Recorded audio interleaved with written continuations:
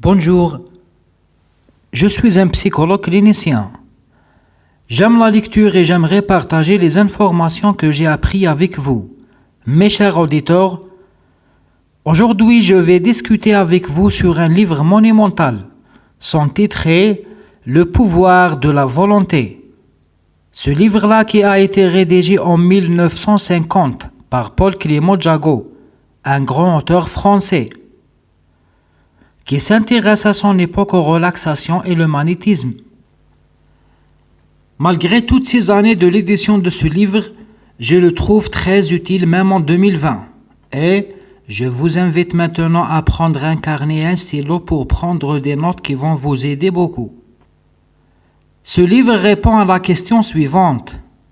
Comment peut-on avoir une volonté pour réaliser un changement concret sur soi-même et sur notre destin? D'abord, on définit la volonté comme une force intérieure qui réside dans chaque être humain. Et cette dernière se transforme en énergie motrice qui le pousse à faire des actes pour changer sa vie vers le mieux. Et pour avoir cette volonté-là, il est nécessaire de garder son énergie physique et psychologique. Comment cela? L'auteur nous propose 3 conseils, on va les résumer dans 3 points. Premier point, il faut manger sainement. Les gens qui souffrent de la fatigue et le manque d'énergie, même s'ils ne font pas un intense travail, on leur conseille de manger lentement, car de cette façon on va faciliter la digestion des aliments. En plus, la chimie du corps va transformer les aliments en carburant. Deuxième point, garder le calme plus longtemps que possible et de ne pas gaspiller son énergie physique en faisant des mouvements inutiles et hyperactifs. L'auteur dit « Tout geste désordonné enlève le charme de la personne. Et si l'homme garde son calme, il va gagner le charisme. » Troisième point, garder le silence plus longtemps que possible. L'auteur voit que même les mots ont une énergie et influence. Alors, si on n'a pas de bonnes choses à dire, gardons le silence. Et si on a besoin de parler, choisissons que les mots positifs, parce que les mots négatifs, surtout qui blessent les autres, ont un impact négatif sur soi-même et sur les autres, même sur notre destin. Continuons la discussion sur la volonté. L'auteur concentre sur un concept et explique son importance. Ce concept-là est l'autosuggestion. C'est quoi l'autosuggestion? Tout simplement, ce sont les phrases et les mots quand on formule en s'adressant à soi-même. Et avec la répétition de ces phrases-là, le cerveau va les accepter comme sa réalité innée. Alors, soyons prudents quand on parle avec soi-même. Dorénavant, on va formuler que les phrases qui nous donnent la croyance sur ce qu'on peut réaliser. Dans le 3e chapitre et toujours dans le contexte de la volonté, l'auteur explique ce qui fait la différence entre 2 personnes. Une personne ordinaire qui a une intelligence moyenne qui possède toute richesse et prospérité et une autre personne, femme ou homme, qui ont une intelligence très remarquée et ont beaucoup de compétences intellectuelles.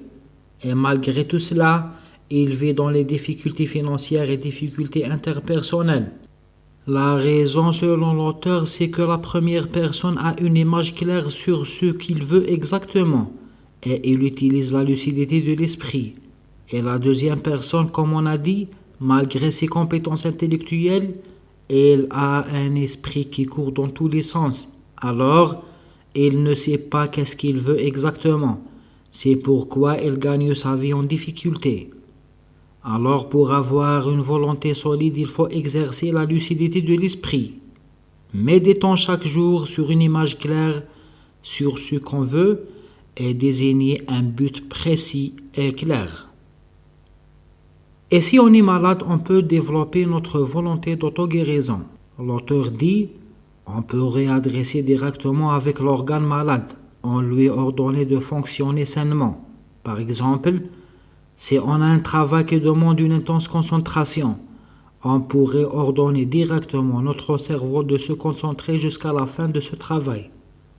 Un autre exemple, on pourrait adresser directement à l'organe malade, le dos par exemple, on lui demandait de se sentir mieux et se réveiller en forme le lendemain. Dans le dernier chapitre, l'auteur répond à la question suivante. Comment garder sa volonté face aux adversités de la vie?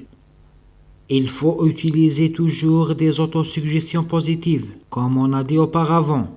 Dans toutes les circonstances, il faut garder l'esprit positif et ne pas laisser la place pour les indécisions et la laisser aller.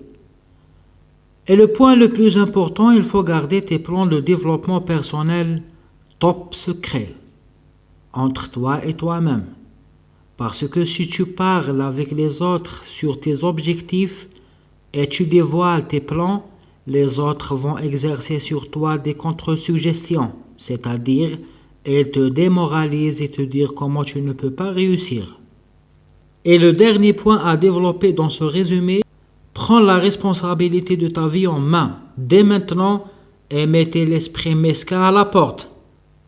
Pour récapituler ce que j'ai appris à travers la lecture de ce livre, Le pouvoir de la volonté de Paul Clément Jagot, manger sainement, garder le calme plus longtemps que possible, garder aussi le silence plus longtemps que possible, utiliser des autosuggestions positives, mettez une image claire sur ce que tu veux exactement dans ton esprit, garder tes plans de développement personnel comme un top secret et de ne jamais dévoiler tes plans. Enfin, prends la responsabilité de ta vie en main. C'était Hamza Ben Gati avec vous. Merci et à bientôt.